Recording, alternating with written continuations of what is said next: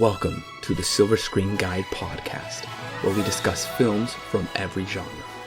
So sit back, relax, and enjoy the podcast. Hello, welcome everyone to Silver Screen Guide's podcast of the second installment in our Rambo retrospective. Today we are talking about Rambo: First Blood, Part 2. I am your co-host, Corbin from the Wheat State. I am Alan from Chicago. And today, as I said, we are discussing First Blood Part 2. This film is directed by George P. Cosmatos. This film was released May 22nd, 1985. This is a summer blockbuster action film. It is starring Sylvester Stallone, Richard Crenna, and Charles Napier, and that Asian woman that probably nobody ever remembers. Kind of shows up, and we'll get to her in a second. Yeah. And did you see who wrote this film, Alan? No, I did not actually. You are not going to believe it. I'm scared. Who did it? James Cameron. Yo, actually, I did do this. That's right. I saw that on the credits. Sylvester Stallone and James Cameron. I was like, wait a minute. Wait a minute. Was that a shock?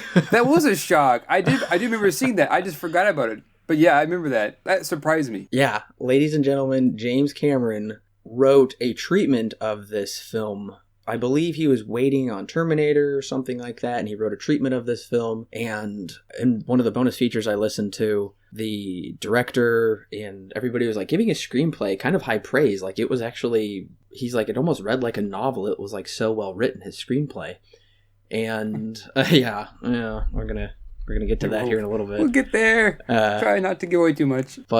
And everybody said that James Cameron, he really only wrote the first draft, and Sylvester Stallone pretty much came in and changed everything. And when the film was released, the political content of this movie was controversial. And Cameron commented that he only wrote the action and that Stallone wrote the politics. And in James Cameron's original screenplay, it began with Colonel Troutman finding Rambo in a psychiatric hospital instead of prison. And that psychiatric hospital concept was instead depicted in Terminator 2. Oh, okay. So I was pretty surprised by that. And originally, his first screenplay, I saw this in the special features, it was called First Blood 2: The Mission. That's a weird title. Horrible title. Yeah. But yeah, so Cameron really, I think since then he's really denied working on this. I guess it's kind of smart. Yeah, he's really distanced himself from this because, I mean, if you look at this film compared to Titanic and Avatar, like the highest grossing films of all time, multiple Academy Award winning. And it was interesting, the director is not the same as last time. Yeah, in fact, all three of the movies have different directors. And this director, George P. Cosmatos, is actually Italian. He is known for basically nothing at all, just like Ted Kotcheff before. That's right, yeah, I was looking at stuff. I know that the next director is like done nothing before Rambo 3, but this one has also done hardly anything. Yeah, there are a couple of films after that that got some pretty good scores, but other than that, this was one of his very first films. Right, and if IMDb is to be believed, that's where I got this information from. Yes. The director was hired after Sylvester Stallone's son saw Cosmatos' film of unknown origin and recommended his work. Huh. So that's usually never a good idea when the kid is like, Dad, I like him, you should hire him. Yeah, exactly. But this movie is also, for the runtime, just a few minutes longer than the other one. Yeah, they're both about the same length, so pretty short. Right. Did you look at any of the box office numbers for this? No, I did not. Okay, I did, and I was shocked. Did it do better? It did way better. Did it? Okay, I figured it would have. Honestly. And it makes sense that it would do better because the last one was probably relatively unknown, but then it got all kinds of acclaim. So this one, you better believe the audience is going to come out in droves to see this. This is actually the highest grossing Rambo film. This also had a budget of around $25.5 million, which is quite a bit higher. And domestically, it grossed $150 million. Foreign, $149 for a worldwide total of over $300 million for a $25 million film. Yikes. That's a lot of money. Of course, opened at number one. I looked and it had no competition everything was like stupid, it looked like. So clearly it's going to be number one. This film was number one for 4 weeks in a row, and it was in the top 5 for 8 weeks. Yikes. It was just sticking to theaters, especially at that number one spot. And then it at week 5, it dropped to number 2. And it was immensely popular. I'm really attributing that to the success of First Blood. So I was like, huh, that's really intriguing. And Jerry Goldsmith is back doing the music. Yes, I saw that. We'll get into his music a little later. We'll get there. We'll get there. I don't really know what's going on. Did you look at any of the awards this film won? Because you're going to be really fascinated if you hadn't. No, I have not. Enlighten me, because I'm curious now. This film was nominated for an Oscar. Are you for real? Yeah, this film was at the Oscars, but guess what else? What? This film was nominated for 7 Razzies. Oh, and it won 4. Yes! What was it nominated for an Oscar for? It was Oscar nominated for Best Effects / Sound Effects Editing. Oh, I guess I could see that. That's boring. Yeah, it's a really one of those weird Oscar nods that nobody really pays attention to. Nevertheless, it is still Oscar nominated. Oh yeah, that's just hilarious. It is both Oscar nominated and won 4 Razzies. You got a good movie right there, I guess. Yeah. The 4 Razzies it won. This won Worst Picture. Wow. At the Razzies. Whoa. Won Worst Picture, Worst Actor. Stallone won Worst Actor for this and Rocky IV. Wow. Stallone had 2 films at the Razzies that year. This and Rocky IV. If this wasn't nominated for a Razzie, Rocky IV was. If it didn't win, Rocky IV won. Wow. Wow. You know that song at the end of the film? It's his brother singing it again. He won for Worst Original Song. Oh, no. Oh, no. The director was nominated for Worst Director. Okay. And, the Asian actress Co. Yes. Julia Nixon, she was nominated twice at the Razzies, for 2 Razzies, for Worst Supporting Actress and Worst New Star. Ouch. Bad for her first movie. Exactly. And guess who beat out Cosmatos for Worst Director? Who? Sylvester Stallone. What did he remember? Rocky IV. Rocky IV, okay, yeah. Yeah. Wow. So this was not Stallone's best year. No. He was just bashed on. Man, he just got demolished at the box office and stuff. Big time. Or not the box office, but the rewards. Big time. I mean, I was shocked that this film won that many Razzies and was nominated for that many. I mean, Worst Picture, that is really saying something. That's pushing it. That's really pushing it.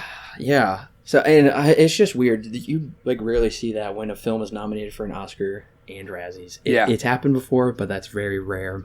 Yeah.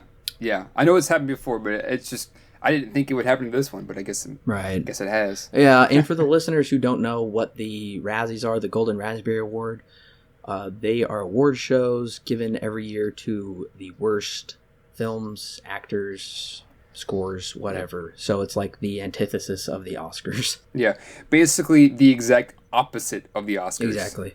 Also, this film, did you see the rating on IMDb? Yeah, it's got like a 6.3? It's a 6.4, yeah. It's pretty low. And First Blood is a 7.7.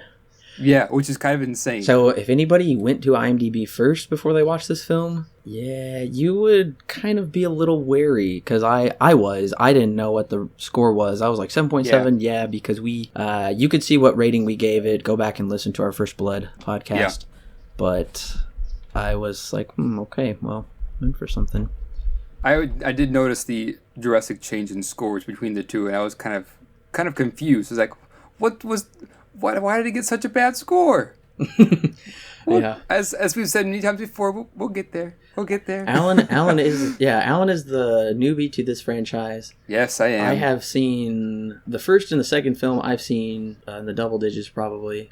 The third one I've actually not seen, so when we get to that in a few weeks, we'll both be newbies to that. We'll both be newbies. And about fresh probably guinea pigs. A year and a half ago to 2 years ago, I watched the latest one, just called Rambo, for the first time. So, and we'll get to that eventually. Yeah, I'm excited for that one. Did you know that originally John Travolta was supposed to star in this with Sylvester Stallone? They were supposed to be a team. Are you serious? That would have been amazing. Yes, it would have been. Why didn't they do that? I don't know. John Travolta was supposed to be his protege or something. Yeah. So I thought that was interesting. That would have been so awesome. to see that. This film also spawned a cartoon series. Are you a cartoon series? This film spawned a cartoon series that ran for 65 episodes. Are you kidding me? No, it's called Rambo: Force of Freedom. What the heck? And it's him, a black guy, and an Asian woman. Is it like a Saturday morning cartoon are we talking about? Yeah, it is the most 80s Saturday morning cartoon. Oh my goodness. The animation, like if anybody's ever seen G.I. Joe or some old 80s cartoon of the kind, it has that kind of funky animation and sound effects and writing. The more I find out about this movie, the more interesting it becomes. Oh, yes. Okay, they basically with this cartoon series, what they did was they took this film and they just kiddified it. Oh no. This is a children's cartoon to the max. Those children are going to be so confused when if they ever watch like the live action film of this. Absolutely. It's no. Rambo Light. This is First Blood Light. And I watched 2 episodes in preparation for this review, and it is insane. The second episode I watched, Rambo fights monsters. What the heck? He goes to an island and fights monsters. You get like all kinds of monsters, like a sea dragon. He rides a freaky looking pterodactyl. He fights a minotaur. So this is like Rambo meets Jurassic Park? Essentially, yeah. Oh my gosh. With all kinds of other crazy nonsense. And he has his main enemy is General Warhawk and his goons, and it's just insane. It is completely detached from anything because Rambo's supposed to be like this PTSD Vietnam vet. Yeah. In the cartoon, he is helping kids out. He's teaching them life lessons. Oh no. It should be noted that none of the original actors reprise their roles for the cartoon. Yeah, I can see why. Yeah, we get really bad voice acting. Oh no. It's really bad Sylvester Stallone voice acting. I encourage everybody to go out there and find out what they're missing. Oh no. I might have to look into that. That sounds amazing. It's crazy. In one of the episodes I watched, Rambo is chopping wood, and Colonel Troutman just like flies over with a helicopter, throws down a ladder, yells, "Rambo, we need you." Rambo just jumps on and they fly away, and thus the episode begins. I'm like, this is not What was he doing cutting wood? Exactly. That's exactly what I imagine when I hear the name Rambo. Yes, I was muscular man cutting wood like a lumberjack. Yes. Well, in the very first episode, they go to El Dorado. What? They go to the lost city they find the lost city of gold, El Dorado. Okay. And I guess I can buy that, but okay. It was slightly controversial when it came out because this was I don't believe there's been anything ever since. This was the first cartoon adapted, like a children's cartoon adapted from rated R material. Yeah. Which I don't believe has ever been done since. And it only went for 65 episodes, which they claim is 1 season. Yeah, that's a long season. It's a long season, and it didn't get renewed. If you watch it, if anybody out there has watched it, you'll know what I'm talking about. It is. Yeah. I mean, a kid would enjoy it, you know. I mean, I wouldn't let my kids watch either of these 2 films.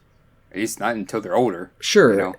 Yeah. I mean, but if they were just dying to watch something, I could give them this, and they could get that kind of Rambo feel, I guess you could say, because they're still like shooting guns and blowing everything up, and it's nonsense, but it's fun. But goodness. So after First Blood Part 2, there was a cartoon series. There is at least a dozen video games. Makes sense. All of which, I might add, are not popular. I know I've heard of a few of them, but yeah, it makes sense why they made video games, because this was popular back then. At least the movies were. I looked into the most recent. Well, there is actually a game. The most recent one is out for iOS. Okay. It was like $2.99 or something. So hard pass on that. And the other one that came out looked cool, but then when I actually watched video game footage, I learned it was deemed in the top worst video games of 2014. Ooh. And all it is it's one of those games where you cannot control the character at all. You basically play missions, embellished missions from every film, and the character moves itself around and you just need to shoot like an arcade game. Oh no. And it really defeats the purpose of everything, because I was watching one where Rambo's in the city, you know, from First Blood. Yeah. In the town at night. He is just slaughtering slews of police officers. Wait a minute, that's not what happens in the movie. No, and it completely defeats the character. Yeah. He is just shooting their arms off and everything, and I'm like, what? This is... I could understand that more in the second one, but... Right. And the graphics looked terrible. And this is the 2014 one? Yeah. Oh, Oh no. Yeah, so that's not good. there's been tons of them. There's actually been trading cards, Rambo trading cards. Are you for real? I am for real. I haven't seen them. I didn't take the time to go look them up because I didn't really care. But I was like, what? There's trading cards? And of course... Is there like a rainbow makeup set too? Do they have one of those? Yeah, probably. A Rambo Barbie doll? Rambo. And of course there has also been comic books. Oh yeah, of course there were. And we saw that comic book at Vintage Stock. Yes, we did. I don't remember if it was Rambo versus Predator or was it Batman? It was Batman versus Predator. Oh, okay. I remember that one. I just got a picture of it. One last bit of trivia for listeners. For those who have seen Rocky IV, The Expendables, a bunch of other silly B movies, action B movies, Dolph Lundgren was initially signed as the Russian Lieutenant Colonel Podolsky. But when Sylvester Stallone realized that it was the same man who was going to be in Rocky IV, because Rocky IV came out the exact same year, and he is Rocky's adversary. Whatever he plays, Russian something or other.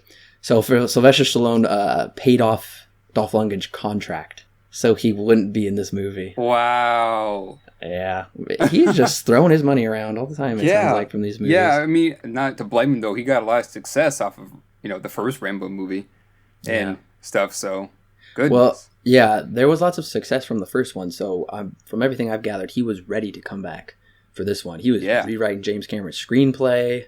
He was going over in charge. Yeah. And also at the time of filming, there was close to 2,500 Vietnam vets still missing. So we're going to get into it later, but yeah, this is super political. I mean, this is like basically propaganda. It is. Yes, it is. We'll get to this segment, but yeah, there's a specific part where I'm like, I was watching it with my dad, and I said, is that what I think they're saying? I'm like, oh gosh, okay. We'll get into it. Yeah. But first, the plot. For those of you who may not know the plot, here's the plot. And just as a fair warning, this podcast does contain spoilers, so if you have not seen this film... Very, very detailed spoilers. Very detailed spoilers. So if you have not seen this film, I encourage you to hit pause, go watch it, and then come back right to this point. If you have not seen this film, you need to go see it. Yes. That's all I'm going to say. There we go. All right. John Rambo is released from prison by the government for a top-secret covert mission to the last place on Earth he'd want to return, the jungles of Vietnam, where he must photographically document whether any POWs are still there. Defying his superior Murdoch's orders, Rambo rescues a few POWs only to be betrayed and left behind by those who contracted him. Rambo himself thus becomes captured, but daringly escapes, safely making it back to the U.S. base.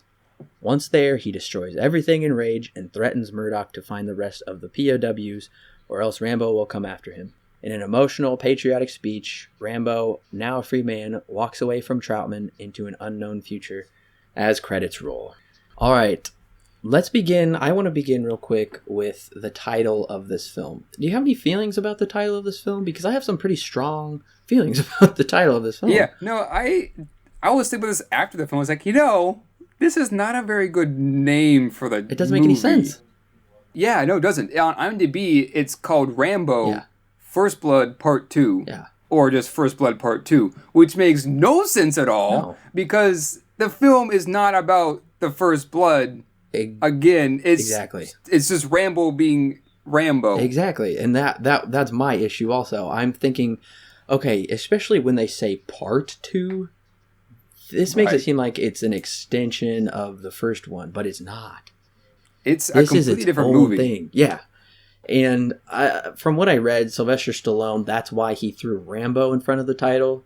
So when they made 3, he wouldn't have to call it First Blood Part 3, which really would have just been terrible, terrible. Right. I was kind of annoyed with the title because I was like, all right, the whole point of it being called First Blood is because he states it in the film. He's like, they drew first blood, not me. That's the whole point of it being called First Blood. Right. Now there's literally no reason for this to be called First Blood. At least I don't think so. I think it's just very poor titling. Yeah.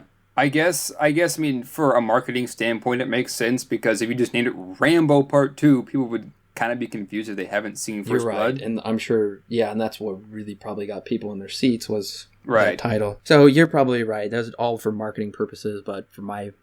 Oh, yeah, no. That doesn't make it a good title, though. It's just a reason for it to be there. But thankfully, next review, we will not be reviewing First Blood Part 3. There's no such thing, so... Thank the Lord. So, is it me, or is this done by a different production company? It is done by a different one.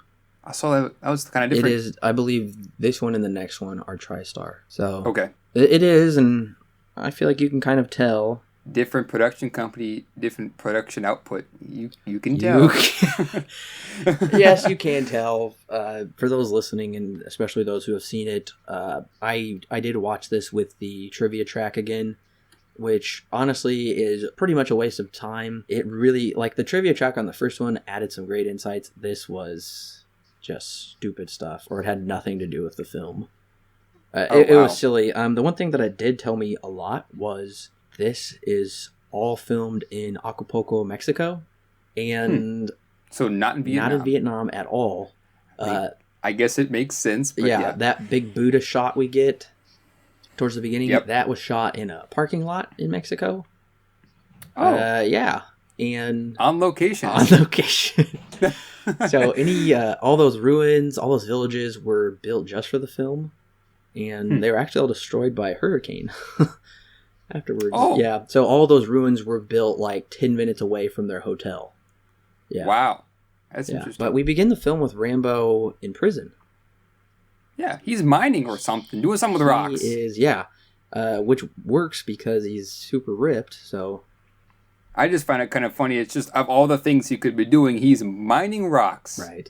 That's what... When I see Rambo, that's just exactly what I'm thinking. Rambo, he mines rocks in jail. Well, and then Troutman comes, and this is where I begin to have issues with the film. Yeah, it gives us no setup. Very little. I think it is stupid that... Why in the heck are they getting Rambo to do this? Nobody else can do this? Yes, that is exactly what I thought. Okay, and then later on in the movie, I'm like, oh, wait a minute. Why does Rambo need a partner? Why didn't they just contract that Asian woman to do all this? I mean, Rambo, he's a decorated Medal of Honor soldier. Yeah, we want some prestige and stuff. Doesn't do any good anyway, but... Yeah, in my notes, I just said, well, let's just get started then when the guy comes in. Literally, it takes like 20 seconds maybe to say, oh, yeah, this is what Rambo's been doing for the last, 5 years. Bringing, Troutman. He's like, oh, I need you for Nam. And it's just, okay. And then late title card for the movie. It's like, okay, I guess. We're just going to get right into it. Not spend any other time doing setup. It doesn't make any sense. Whatever. So they immediately fly him to Vietnam. And I wrote down in my notes, 80s music, synthesizer. Yes. Oh my gosh, this music is so 80s. I was, at first I was kind of like digging it, and I don't know, I got a few issues with it. I was a little, we'll talk about those a little later, but I was a little like, all right, this fits with it, even though this was far more 80s sounding than First Blood. Yes, very much so. And it kind of makes sense because this movie was released in the literal heart of the 80s, 1985. So I can see why it feels a bit more 80s, but it's cheesy. Also, am I just imagining things, or after the late title card, is that a homage to Apocalypse Now? No, I was thinking the exact same thing. That is an exact scene out of Apocalypse Now. And this happens more than once, too. This isn't just the first time. It happens again later in the film. I thought that was kind of interesting that they did that. And that's, I don't know. I guess they're trying to give something audiences to be familiar with because... Probably. Well, because Apocalypse Now was a massive hit. Right. I mean, and it stars people that are way more famous than these people, and spoiler alert, Apocalypse Now is way better. But Apocalypse Now came out about 6 years before... Okay, I knew it came out before this movie. Now, if you want like a real Vietnam film, Apocalypse Now you're not going to get anything better than that. I haven't seen it yet, but I'm going to soon. I know I will. This is very much, they're trying to definitely give you that Apocalypse Now vibe. The difference in quality is outstanding. I'm not even going to get into it here. We'll probably do that for another series. Discuss Apocalypse Now. We do get to this base, and I'm not really sure how I'm feeling about these people that we encounter, these new characters that we'll have for the rest of the film. That one character that is only there for one time and then shows up again later, and the second time he shows up, Rambo just punches him. That guy's my favorite character. He looks like a rip-off Val Kilmer. He does. You know, now you mention it, he does. I was like, I've always thought that. I always thought, well, he looks just like a rip-off Val Kilmer. Everybody there is arrogant to the max, which is like so... It's ridiculous because Rambo is like this decorated Medal of Honor guy. He's so stoic, and then everybody else gets on my nerves with how arrogant they are. Which is the bad guy, our bad guy for the film. Yeah. The last one we had Brian Dennehy, and now we have Jack Napier, and I honestly think they look a little similar. They do. I agree with that. They do kind of look a little similar. There's also a lot of parallels from this one and the first one, too. There is, yeah. In my notes, I have... Wait, can they just reinstate Rambo for a single mission? Can they, like, actually do that? Is that a thing? I guess they could. I guess for the movie's sake, but like we were saying, the bigger question is why. Yeah, that's also what I have in my notes. Why on earth would they want to get Rambo, a guy who we've seen the last film definitely has PTSD from being in Nam? There's like, he's good, he'll work, he's the best we've got, supposedly, from what the movie's been telling us. Yeah, I said, why would they ask supposedly like our greatest warrior ever to take photographs? I was ranting a little in my notes over this. I'm like, why get him out just to take photographs? I was like, surely they have someone else able to do simple recon. Yeah. And it was dumb. They're like, Rambo, you're going to go in and take pictures, and Troutman, the old man, he will lead the Phase 2 assault team to get them out of there. And I put in my notes, haha, yeah, right. Yeah, no, see, honestly, I was so confused with this opening. I was like, wait, pictures? Yes. Rambo taking photographs? Well, even Rambo knows it's stupid. I was so confused. Yeah. So, I mean, I feel like that's... I don't know. That doesn't make any sense. And honestly, the reason they do that, though, is just to set this little group up as the bad guys. So they can be bad later because, they don't want to save the POWs. I had an issue with that. And then another thing that I was kind of going on a little rant through here. Because Troutman tells Murdoch, what you choose to call hell, he calls home. That is exactly what I had by notes. No, he doesn't. I was just like, 80s to the max. No, but I said Troutman doesn't know Rambo at all then. Rambo was a prisoner of war in Vietnam. Right. He has had horrible flashbacks. He has PTSD. And he breaks down at the end of the film from his experiences in Vietnam. That's not That is a line written simply just to sound cool. Yeah. Right. That's like when you're at your girlfriend's house and then she dumps you. That doesn't make any sense. and I said this is also the place where all of his team died, his friends died, his brothers died. I was like, this line is just written to sound cool. It's a total betrayal of the character. Either that doesn't work. Troutman is just completely out of touch with his people. Yep. But it's right after that we get the shot of Rambo getting suited up and we get to see his dank muscles, man. Yes. Oh, yes, that is... The sweat-drenched muscles that is Sylvester Stallone. That's what brings the ladies in. They're like, how are we going to get the ladies into this film? Aha. Well, and a funny note about that scene is actually recreated in the cartoon in every single episode, at least once. Oh, no. Oh, no. With the music and everything. It's recreated in the cartoon every single episode. So now Rambo is going to go into the jungles, but what do you think about his acting? Do you think his acting has improved, or more like a step back, just like the rest of the film? Absolutely. He's just I don't feel like he understands Rambo like he used to in the original, because he just kind of most of the movie he's just kind of like let's go over there. And he doesn't really say much. But in this one, it's more just like very dry and just not as fun as the last one, because the last one, there was a reason why he didn't talk as much, But this one, he just doesn't talk because the character, I guess. I know. I wrote down, is he playing an aloof, stone-cold, hardcore warrior? It was just emotionless acting. Personally, I feel it's emotionless acting. Yeah, I would agree. Yeah, not as good as the original. Well, there's that scene when, right before he gets on the plane, and he is talking to Troutman, and I had to turn the subtitles on and listen to it about 3 times because I had no idea what he was saying. And this is another issue I had with the script, which I just thought was ridiculous. He's talking to Troutman, and he says, hey, you know how Murdoch said he fought with this Marine group and this battalion in this place at that time? Well, that's a lie. That group wasn't there. It was in this place, which thus make Murdoch out to be a liar, which didn't make any sense to me at all. And then it also, I was like, okay, how would Rambo know that? Just because you're a soldier doesn't mean you know where every stinking battalion and regiment is and what place. I was like, and he's like, you're the only one I trust. Bye. Acting, top notch, Oscar worthy. Yeah. I would like to. But then after that, we get to the scene when they get on the plane, right? Best scene of the movie. Oh, no, just kidding. Right before they... Oh, wait. It's right when they're taking off. The colonel and the chief, dude, are just standing outside, just watching the plane take off, and they just start talking to each other. It's like, wait, shouldn't you be maybe, I don't know, in the control room where you're supposed to be?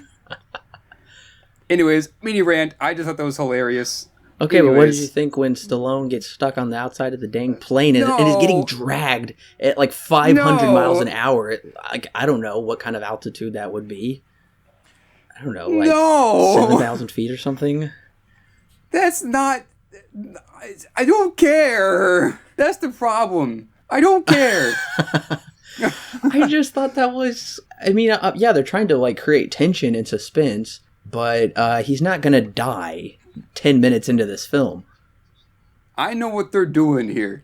You see, when he gets caught, he jumps out and he unclips the strap, and then he jumps out and the clip gets caught on whatever it gets caught on, and he just starts getting dragged and stuff. So instead of maybe the guy who's standing at the door taking his knife and cutting the rope loose, or Rambo himself cutting the right rope, Rambo's just like, nah, cuts off the gun, cuts off the rest of his gear, and then flies out. Yeah. It's like, okay, I see what they're doing here. They're making it so that way when Rambo is out in the wilderness, he has nothing but a knife. Right. Just so we can see Rambo be Rambo. It is stupid. Well, there was that setup before where Murdoch is like, Rambo, technology is better than you. You're going to rely on technology this time. And Rambo says, well, the old ways are better. And he's like, yeah, you're outdated. And then this gives Rambo an excuse to like... It really doesn't make any sense, though, that he cuts everything I wouldn't even call it an excuse. He just starts cutting things off. It doesn't make any sense. I put in my notes, wait, what? What is happening? He got caught on what? Lost his gear? All right, okay. That's when I was like, wait a minute. Hold on a second. Because at first the film wasn't that bad. I was like, okay, I don't really see why it has this bad of a score. It's not, the worst thing I've ever seen. In fact, it's actually pretty good. I'm kind of enjoying it. Until we got to this scene, I'm like, wait, nuh-uh, you can't just do that. That doesn't make any sense. Storytelling. But I would say that the jungle looks nice. It does look, yes, I will agree. It does look pretty good. It's a nice Mexican jungle. That's not in Vietnam, but we're supposed to believe it is. And I would say it is good, though, at least. I will bring up an issue a little later on, but at least it doesn't take us very long to get into the jungle. I looked at the timestamp on the DVD, and it was roughly 16 minutes, I believe. Yeah, it's very quick. And, okay, here, maybe we could talk a little bit about Jerry Goldsmith's score as Rambo's running through the jungle. Yeah, the score. Gosh, it was the synthesizers, man. Yes. I was like, it almost sounded like a xylophone in a few parts. With the little, like, ding, ding, ding. Yeah. I wrote down funny 80s action suspense music. Oh, my goodness. Yeah, the music in this was not good. Like, there are times where it kind of worked, but there are times where I just even noticed that there was music going on because it was just not good, Yeah. We can go ahead and I'll go ahead and say what I wrote down later in the film. After a while, I felt like Jerry Goldsmith was almost trying to make it sound too oriental. Yeah. If that makes sense. He really changed everything. So this is like, hey, you're in Vietnam. They kind of have these kind of sounds over there. Right. Don't forget, this is like Vietnamese music you might hear. It really didn't work for me. Nope. And I was kind of disappointed to see that because I felt like the score for First Blood was very well done. Yeah, I thought it was good. And this was a really big step back for Not, I mean, yeah, Jerry Goldsmith, but oh yeah, everybody else. Exactly. So I have seen this movie many times, and I never understand when he meets Ko, the Asian. Oh, woman. that's her name? I didn't even know she had a name. I believe they maybe say it once, maybe never. I had to look it up on IMDb. I had no idea what her name was. Okay, from what I gathered, I think I'm right. I don't really know. I don't remember. Last time he was in Vietnam, I think they worked together or had some type of relationship when he was in Vietnam, because she says when they first meet. Well, I hate that if that's true. I know. Yeah, it makes no sense at all. But I only think I gathered this because she knows his name when they first meet. That completely confused me. Yeah. So I think they had some prior relationship, maybe according to the movie, That somewhere. is the biggest coincidence ever, though. I know. And the fact that it happens like 5 minutes after he dropped from the plane. Exactly. And it just comes across the character and it's like, wait a minute now. I couldn't remember if they contracted him to if they contracted her or something, or if they had like arranged for him to go and meet there. If they did, I feel like that was not clear at all, because I have seen this movie a number of times and I still don't know. I think that's what they said, but I'm just guessing right now, honestly. Well, I don't know why she's even in this movie. I mean, yeah, it's kind of like, whoa, it's a woman. You know, that's a surprise. And I guess they wanted to kind of like show females as being powerful, possibly in this 80s time period, maybe draw some more women into this feature, boost the box office numbers. But I mean, if you're going to make a woman character, at least make her a good character, you know? Well, you know how she talks in really broken English? Yeah. She was doing that all herself. Because I heard her in the special features. She speaks English just fine. That's weird. Yes, that's her character acting. But this boat scene when they're going upriver. Is this like the boat action scene, or is it later? No, it's not the boat action scene yet. That's right, I remember now. But this is when... That's right, it's when they get to the secret village. Yes, this is when they did... Yeah, that weird village. Yeah. This is when I was so confused. I was very confused at this point in the movie. It was giving me nothing, no exposition. Things were just kind of happening. I was like, okay. Right, but I will say, we did get some political message, you know, well, you're going to go in and see if there's still any POWs left, but this is when... It's where the film takes a stand on the issue. Right. And I wrote down, well, this is so blatant, because he's like, well, I'm expendable. There was a war here, and then when I came back home, there was a war back home. Right. And nobody liked us back home, all the Vietnam vets, blah, blah, blah. And I'm thinking, well, you're just really just putting that in the audience's mouth. You're just really like spoon-feeding them. Like, right. Vietnam, this is what they did to us, and there was a war at home, and I was just like, okay, well, this is the beginning of many, many politically charged statements. Exactly. They just were pulling no stops on trying to create a subtle message here. But I kind of warm up to Ko a little bit. At least for this scene, I do. Yeah.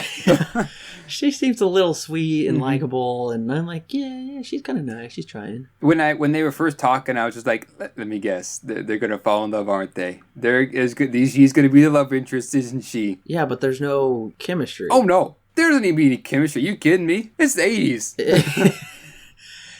Yeah, and we'll get to that a little later on, but I'm just like, okay, yeah, this is no character chemistry development at all. More like no characters anywhere. No, because Rambo is basically a statue. Basically, and same with everybody else. And no one here is given any development at all. I mean, no. If you really think about it, maybe Rambo, maybe some, but not nearly enough like the last one. Right.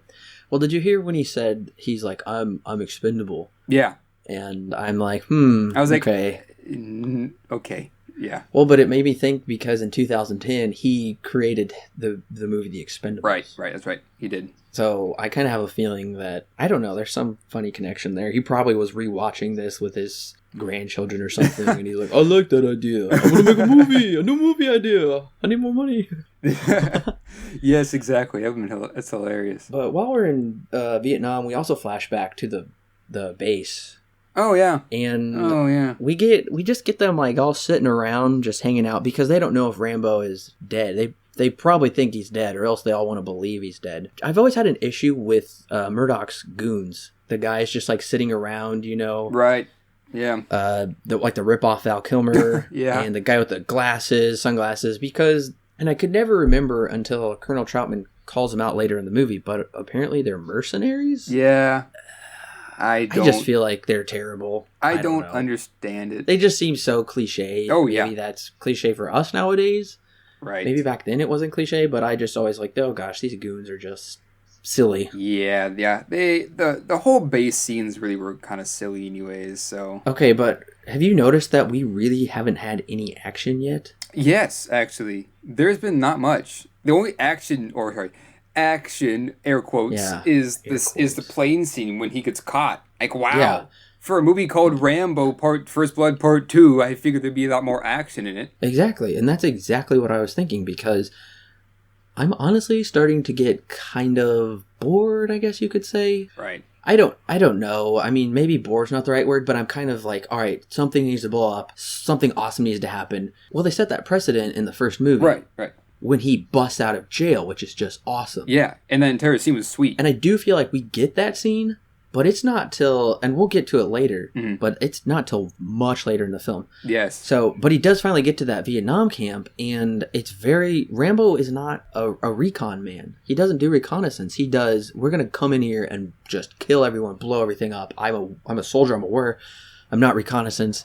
But he's running around the camp, and I don't find it to be very suspenseful. I honestly find it to be kind of boring. Yes. There's like moments where somebody will come out of the bathroom and he has to jump against the wall. That happens like all the time, where it's like clearly they're trying to like make the audience feel suspenseful, you know. And apparently that's what the director was trying to go for, but I didn't feel that. I didn't feel anything throughout this entire scene. I was just watching the screens like, what? Okay, I think the problem was I did not understand the layout of the base. Right. So I don't know if when he goes to another place, it's like, oh, okay, you know, he's kind of just walks there, I guess, or something. I never feel like I know what the danger is, except the fact that if he gets caught, then that's bad. Sure. Right. Which is not really how you do tension. It's No. just a scene. And honestly, a big factor with building tension is the score in movies. Right. And this does a poor job. This score does not build tension. It's very weird. Xylophone, ding, ding, ding, ding. But we do, at the end of the camp scene, we do get our first kill. It's the arrow to the head. But that comes, I looked at the time, that's 34 minutes into the movie. That's a third of the movie. Yeah, exactly. And this is an action movie. We're here for action. We're not here for drama. No. We are here for action. This is pure action. You can forget about characters. You can forget about drama. This is an action movie. Right, and it would make more sense to have more drama in the first film, whereas this one, just by the trailers and the description and everything, he's going into Vietnam to kill the Viet Congs and whatnot. Right. Oh, and this was weird. On the trivia track, it said in that scene where the guy was shot in the head with the arrow, it said no one was actually killed in this scene because that is frowned upon. That's what the trivia on the DVD said. What? Yes, is that not hilarious? What? Well, it does. Frowned upon? I thought that was hilarious. That is pretty funny, though. Also, these Vietnamese bad guys, did you notice pretty much all the Vietnamese have mustaches? No. Now you mention it. Maybe minus one or two. They all have mustaches, and I'm like, is that supposed to make them look evil? Is that stereotypical? I don't know. If I was to Google Vietnamese person, would they all just have a mustache? I don't think so. I was a little like, okay, so all the Vietnamese are all supposed to be the same, apparently, because they all have mustaches, and they're all bad. Of course. Except for Ko, I guess? Yeah. I don't know. She's a woman. She doesn't need a mustache. No. It would be hilarious, though. Yes. All right, we finally get to the boat scene, though, that you've been wanting to talk about. I love this scene. Okay. You gotta tell me why you love it. You gotta tell me. Okay, this was the scene that hooked me. This was the scene that I was like, oh, this is the movie we're going to see now. You know, this is the scene that really put in perspective what this movie is going to be. And I love this scene because it's insanely ridiculous. Okay. Yeah. In my notes, I have probably like 7 lines of me just praising this scene because of its freaking amazingness and 80s cheese. Oh, okay. So what happens is they're going along this river, right? And there's a boat coming toward them. And then all of a sudden, the guy they're running the boat with, who we don't know his name, I think maybe has one line in the movie, decides to double cross him. And then, so they fight and everything and whatnot. And they get the woman and some other, I think it's a POW. Because they pick him up from the camp. They get both of them, Rambo throws him off the boat. And then the boat that's coming toward him, which is the bad guy boat, starts shooting at him, right? So Rambo hops down on the floor, Mm-hmm. and instead of maybe going like in the boat, maybe trying to sink or anything, no, they go over the top, so that way everything that's getting shot is above Rambo. Okay, so he's okay, and oh gosh, and then after they stop shooting, Rambo stands up, picks up an RPG, and then shoots the crap out of the boat, right? And so then the Right. guys are like, oh, they all fall off, and then the boats coming towards each other, and then the boats hit each other, and both the boats explode again. And I was like, Right. whoa, Yeah, it's this is crazy. insane. This is literally insane, And I put in my notes, this movie just got 10 times better. I'm having so much fun. And from here until the end of the movie, I was loving every minute of it. Good. I will say about the boat scene, for me, it's probably because I've seen it a lot. I felt like I said the boat scene doesn't carry the same adrenaline that the motorcycle chase scene does in the first one. Oh, no. Mm-mm. Because I was like really adrenalized with that motorcycle chase scene, and there's going on, which I thought the boat scene was fine. I was glad we were finally getting some action, although I felt it was too short-lived, personally. They really didn't keep that tension up for me. I would say my feelings about the boat scene are a lot less than yours, though. I mean, Rambo's like, all right, we've been double-crossed. He found that out. Rambo is just killing everybody, and they're doing like close-ups of all of his weapons, and it feels very kind of like choreographed in a way and stuff. I don't know. I personally didn't feel the tension as much. I did like it when he was getting choked. That was really funny, I thought. Let me get my knife slowly. Yeah. Stabs him. That his trusty blade that just really comes out of nowhere for the movie, but anyways. After this scene is when I put in my notes, this does not feel like a sequel to First Blood. Yeah, it really doesn't. To me, this is not a sequel to First Blood at all. This is its own standalone Rambo film. Yeah, I mean, you could forget about First Blood and watch this one, and you would know just as much going on as we do. Absolutely. Even though it says part 2, this is not part 2. This is simply Rambo. Rambo in Vietnam. Yeah. But I like the line after the boat scene, Ko or whatever the Asian woman's name is, she turns Rambo and she's like, Rambo, you're not expendable. And Rambo just goes, huh, and nods his head. I remember that, yeah. She's just trying to be like the nice mom. This is like probably the only scene in the film where I actually had any kind of emotions. Whereas there was a few scenes in the first one where it did kind of get me emotionally. Whereas this is the only scene is when the helicopter is coming to pick up Rambo, and they see he has the POW, and when Rambo takes the POW by the hand and they're crawling up through the mud trying to escape the Vietnamese soldiers. Yeah. And he kind of like shows a close-up of the hand in slow motion. That actually really worked for me. Yeah, that I did like that. I was a bit confused in the mud at first, but then it kind of started clicking for me. It's like, oh, I get it. And then, they're climbing up the thing. Although, I do have to say that the mortars were ridiculous. Yeah.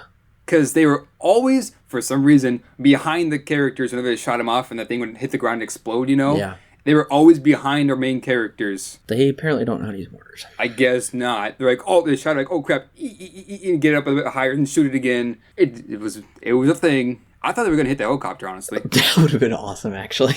but they didn't. Yeah. But what do you think when Murdoch betrays Rambo? What did you think about that? Because that's a twist. I honestly, I didn't really care. Did you like expect it, or were you like? I guess you weren't really emotionally like, no, what the heck?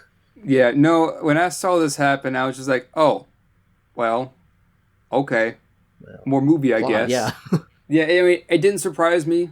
It really didn't affect me in any way. I just saw it as just the plot needs to move on. Right. And so it did. Yeah. That's all I got out from it. So.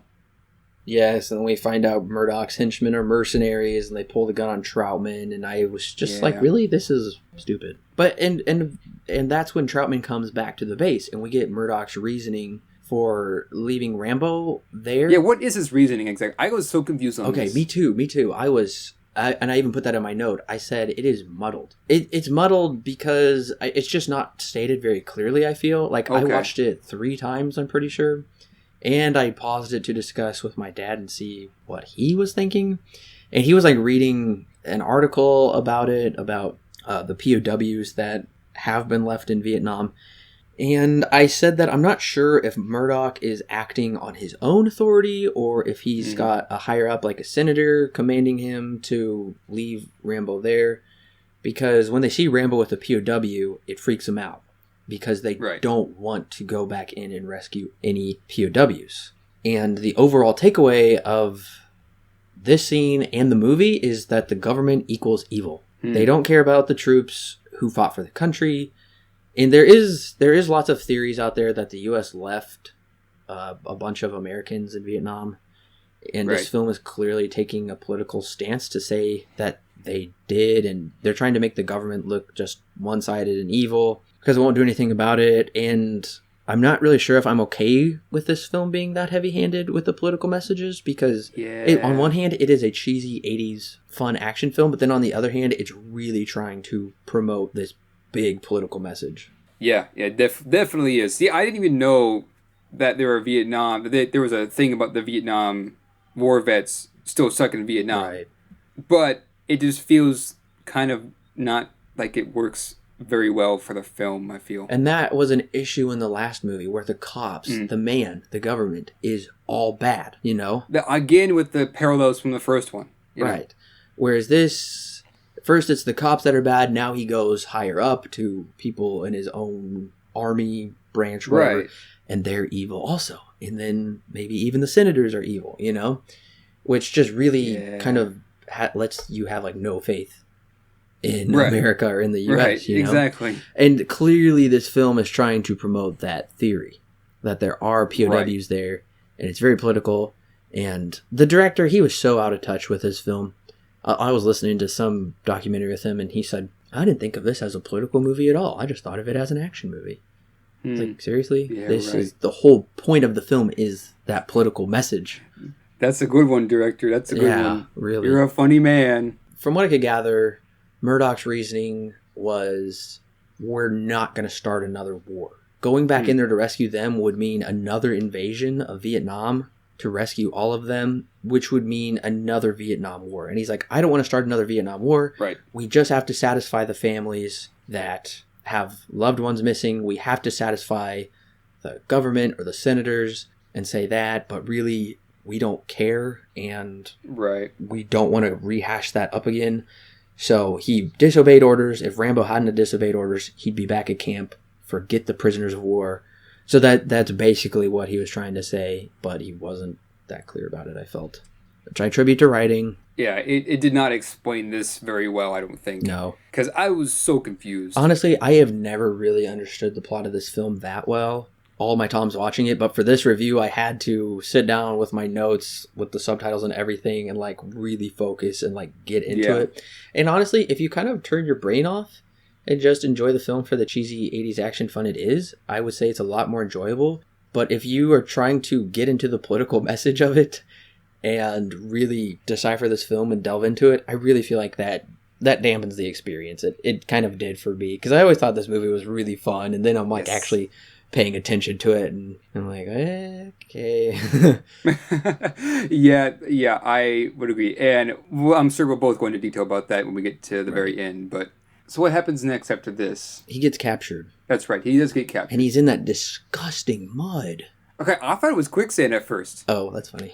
And I was like, uh-oh, Rambo's in quicksand. Oh. And then there's a closer shot, and it's like, oh, wait, no, it's just mud. Can you believe he was in that in, like, basically a thong? Yeah. I thought he was naked at first. Yeah, it pulled him up, and I was like, oh, crap, he's naked. And it shows a front view, and I was like, oh, wait, maybe not.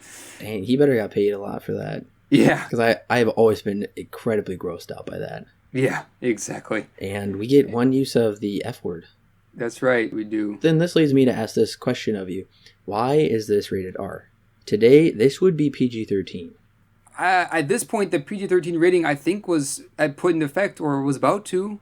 There's no reason for it to be rated R. Oh, I forgot about that. I don't know when that PG-13... I believe it was 84. I can't exactly remember the exact date, but I'm pretty sure it was 84. I'm pretty sure it would have been out by now, you know, because this was getting really close to the 90s, and it was definitely out by the 90s. Right, yeah. But I was like, why in the heck is this R? I can understand why the last one was R. They used the F word more, and it was more violent than this. Oh, yeah. Yeah, I don't really know, honestly. The only thing I noticed in the film Trivia Track decided to bring it to my attention a lot. The kill count, the body count in this is way higher It's insane. That may have been the reason why, but still. That could be my only thought is Rambo kills 50 plus people in all kinds of ways. Yeah, he does. I mean, he blows that guy up. We'll get to here in a second. But that was my only thought. And I was like, oh, this is odd. This is rated R. And it is strange. They went from Rambo won't kill his own Americans, even though he hates them in that first movie. Right. But he has no problem killing the Vietnamese in all kinds of ways. And the Russians. Yeah, that was a complete changing character, too. It's crazy. I guess that may be the reason why it's rated R. It's a pretty loose R. Right. Yeah, I guess maybe because of the kill count and how frequent it is, I guess I can kind of see why. Well, now we get to another plot point that kind of confused me. Okay. Is for whatever reason, they decide to fly in the Russians. Oh my gosh, yeah. From Russia, I guess, that fast.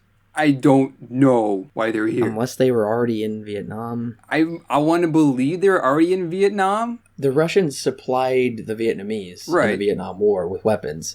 But I didn't think they just hung out there. I'm guessing this was also probably the time that the Soviet Union was probably booming. This was probably when the Soviet Union was about to go down. Yeah, I know that they went down like the early 90s, didn't they? Yeah, I'm pretty sure that's about when the Cold War ended. If I were to guess, I don't have any history in this, but if I were to guess, maybe they were pretty big at this point because communism, but I mean, maybe not. Well, I just looked it up and the Soviet Union ended in 91. Okay, so yeah, early 90s then. So they had another 6 years when this movie came out. Right, yeah.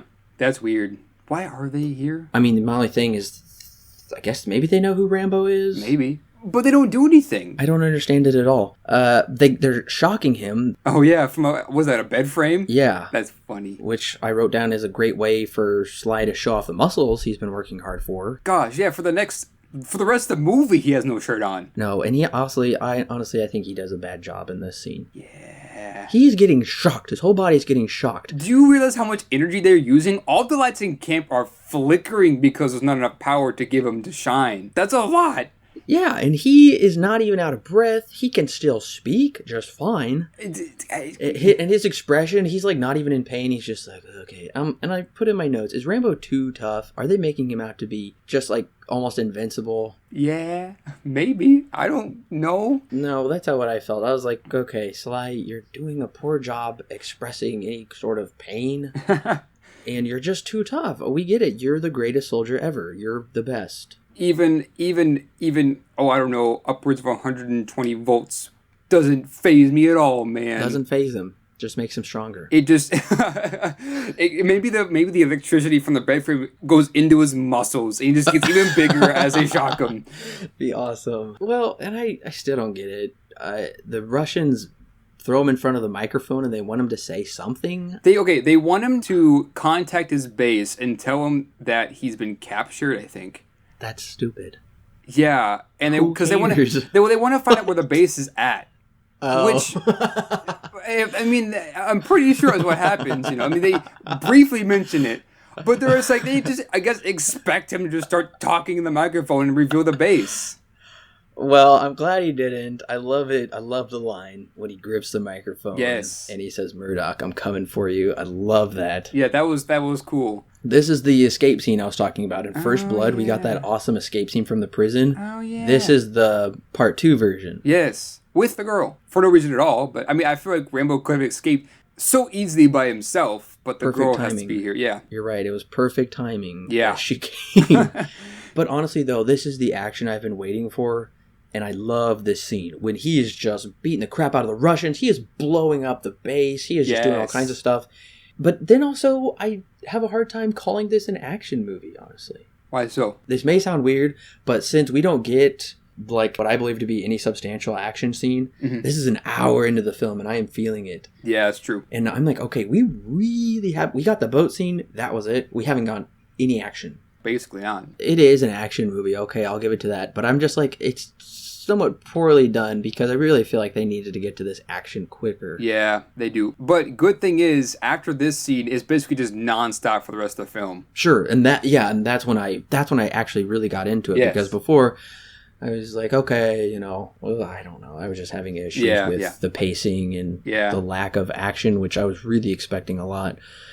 But yeah, this is where the big action scene begins. I'm into it until we get the slowdown with the kissing scene. Yeah. That perfect romantic scene. This is good. Good writing. No, not really. What happens doesn't make any sense. They've maybe had a couple of scenes together, Yeah.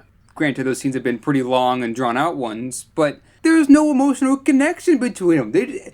All we know is that they just apparently know each other, and she's going to help him out. And that's why she probably got 2 Razzie nominations. That makes sense for me. I said this dialogue is so stilted between them. Yeah. Like, this is not a way you would talk with your loved one, first of all. And you know what? This is the subtext, I think. She says, you take me before and after the kiss. So I'm like, you know what? She just wants to come to America. She just wants to be an American citizen. I guess so. She's like, you take me?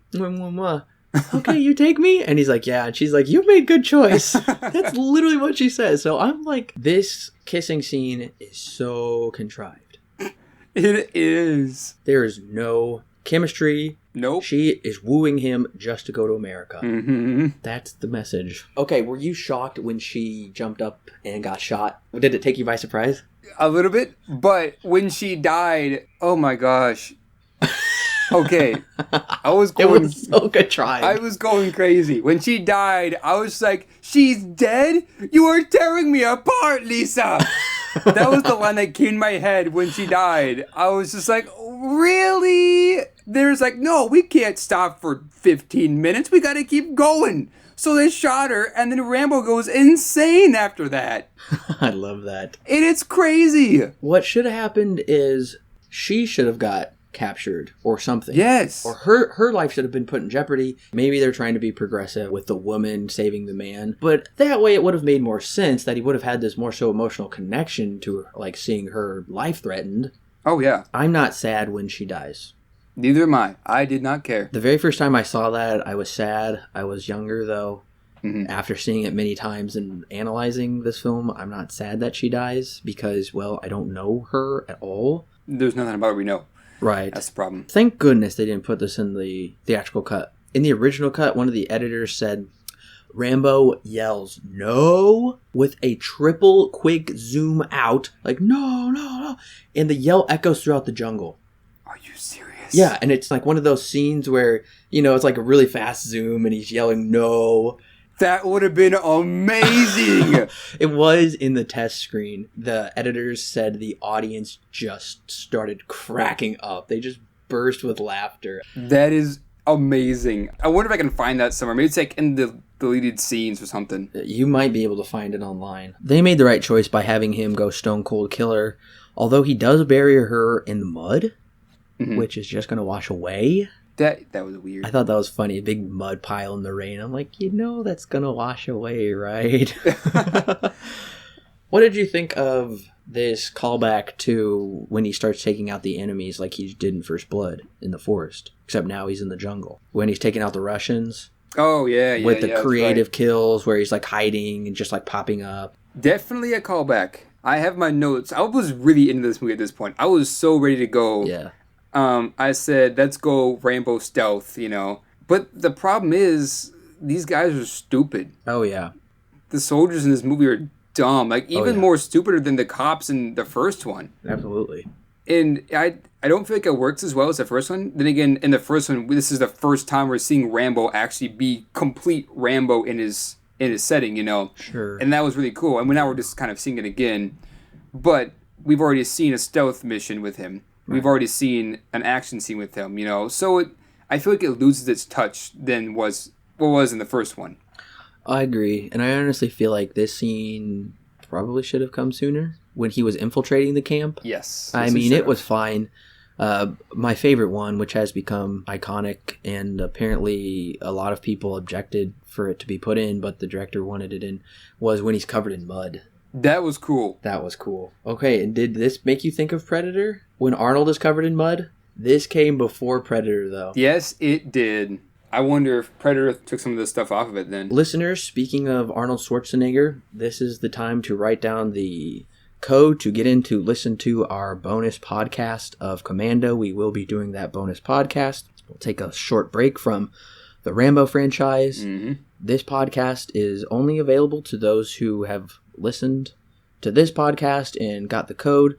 The code is Rambo Forever. Write that down. Go to our website, silverscreenguide.wordpress.com. Go to the Commando bonus podcast. Type that in, and you can go ahead and listen to it. All right. On with the review. Yes.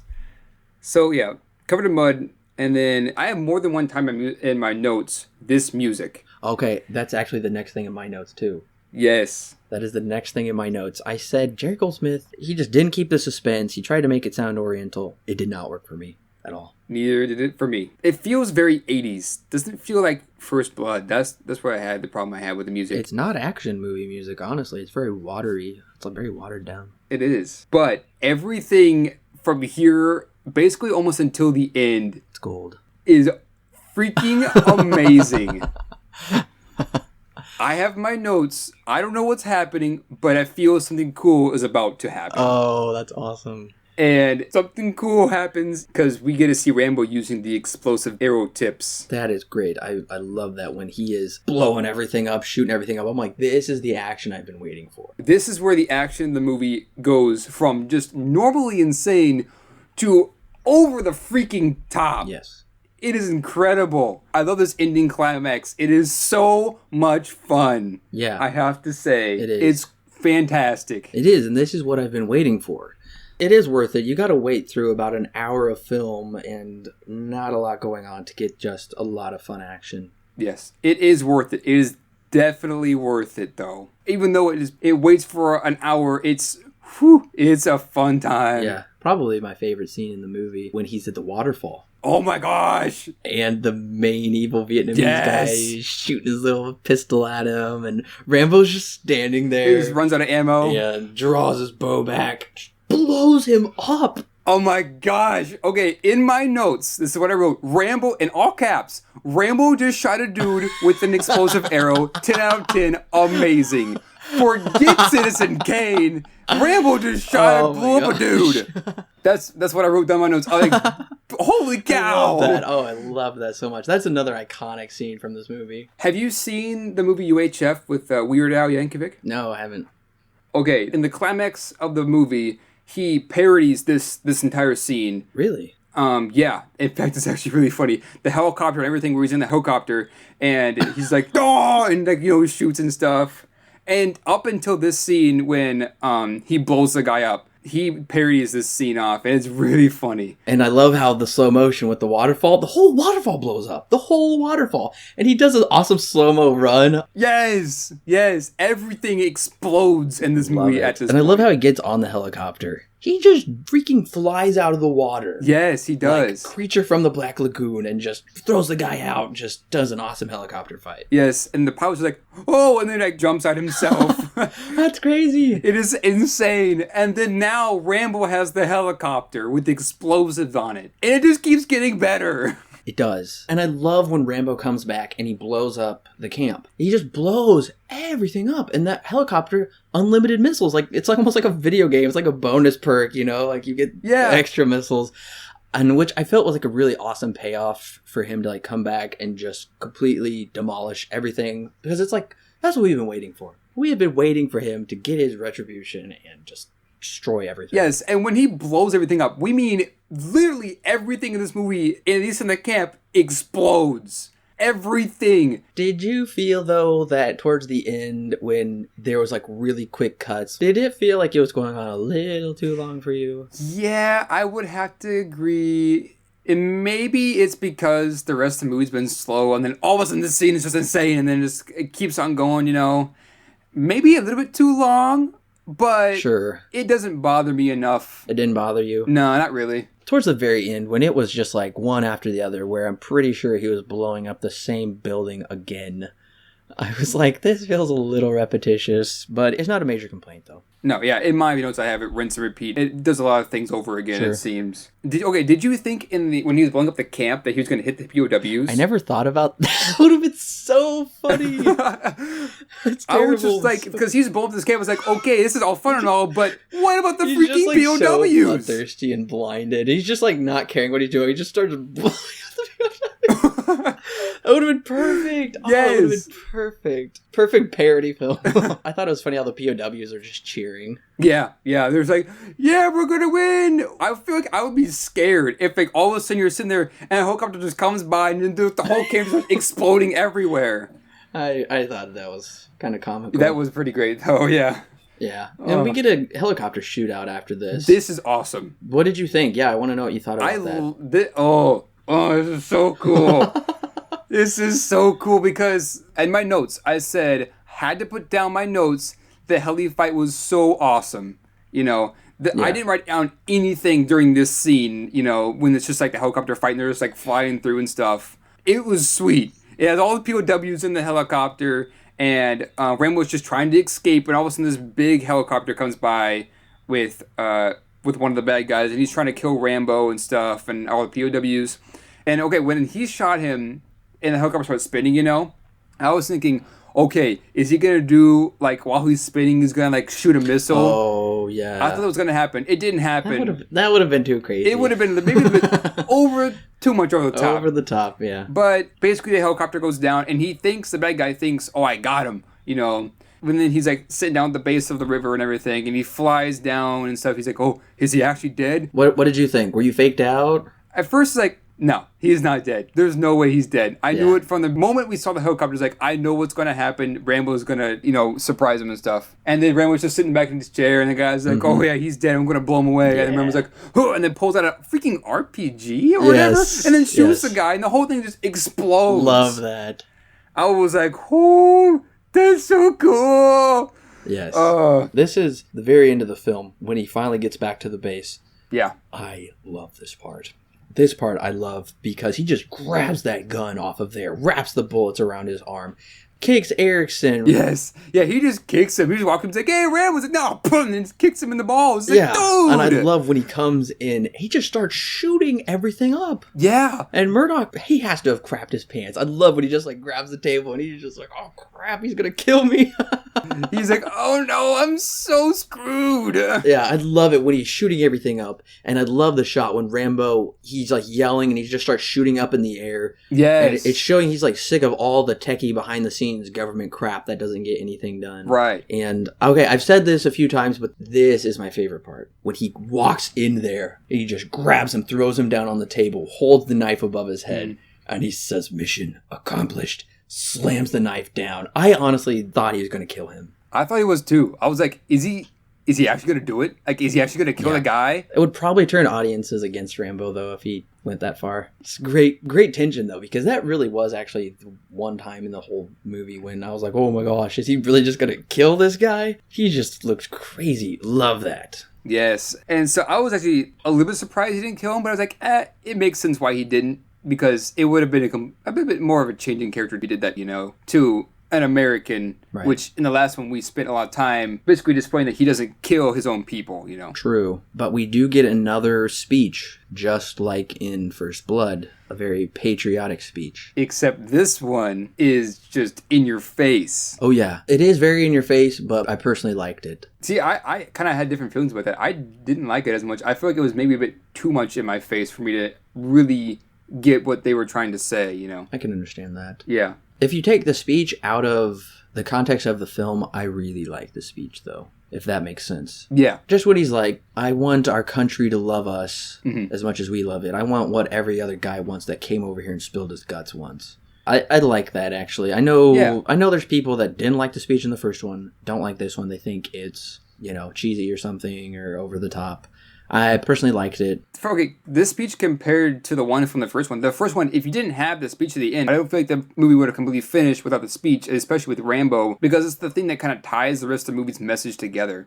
In this one, I feel like we've gotten this speech kind of before in the movie, you know, in pieces, not just like, oh, here's the message and just hands it to you, you know. Okay, yeah, I see what you're saying now. I completely agree, because this is what the whole film has been about. Exactly. The message has been so blatant, so evident. And so, yeah, I get what you're saying. Then he's basically spelling it out for the audience just in case they weren't watching the movie or something. Yeah, exactly. Yeah, he's like, hey, this movie, this is what it's about, and this is what we want. So, yeah. Yeah. Okay, I understand. I gotcha. I can completely agree with that. And then he walks off into the sunset. Yeah. Yeah. How will you live, John, day by day? Exactly. And did I smell a sequel setup? He talked about the POWs still there, right? Yeah, he did. He said, there's other POWs there. You're going to go get them or I'm going to come get you. Right. So is that a sequel setup? No, I believe that's not. If I'm for sure, I believe the Rambo 3 is in Afghanistan.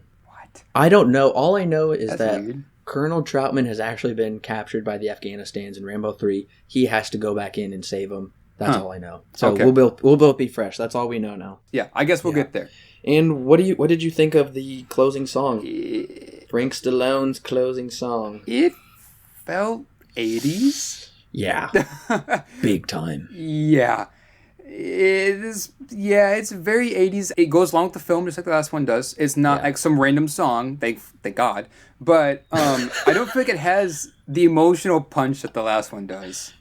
No, you're completely right. It doesn't. I like the patriotism. Yeah. But again, like, even somewhat, these songs are so upbeat, and these are not upbeat films. Yeah. Sure, they kind of want to end on a high note, but I just feel like the transition doesn't work very well for me. Yeah. And this song did not work like the other one did. Mm-mm. Like, I listened to the whole thing. It lasts through the entire credits. Are you serious? Yeah. Wow. I listened to about, like, halfway through the credits and I stopped it. I listened to the whole thing. Oh. And it's like way, way more 80s than the last one. Jeez. This one didn't really fit at all, honestly. Yeah. It's just, hoorah, America. Yeah. I personally didn't care for it. It won Worst Song of the Year. I can see why. I can see why. But Alan, what are your final thoughts and recommendation for Rambo First Blood Part 2? All right. Okay. When I first started this movie, I was just like, oh no. Oh, this is not good. Like the first about 5 minutes, they're fine. I was like, okay, I'm kind of getting into it. I don't really see why this has the bad score, that it has everywhere. And then we got to the airplane scene, and I was just like, oh no. Oh, don't do this to me. Please do not do this to me, I was like, you can't be serious. This can't just happen, And for the next 30 minutes, it's kind of just and things are just kind of happening. There's, I guess, an intense scene when he's trying to be stealthy and stuff, and it's not really working for me. They introduced this girl character who, basically, if you took her out of the movie, nothing would have changed except maybe got rid of one scene, maybe, And so then for 30 minutes, it's kind of bland, kind of he gets captured by the Russians and shocked and stuff and tells Murdoch, I'm coming for you. And then we get the boat scene. This was the scene that hooked me. This was the one I was like, whoa. Okay, this is awesome, And what happens in the boat scene, with all the explosions and everything, and then the two boats run into each other, and for no reason at all, just both just explode, And I was like, okay, is this what the movie's really going to be about, And then for the rest of the movie, especially when we get after Rambo starts going crazy and stuff, this was the movie I was like, yes, this is amazing. This is incredible. And I was having so much fun with this movie after that. It completely made up for the rest of the hour that I lost. I was just like, this is incredible.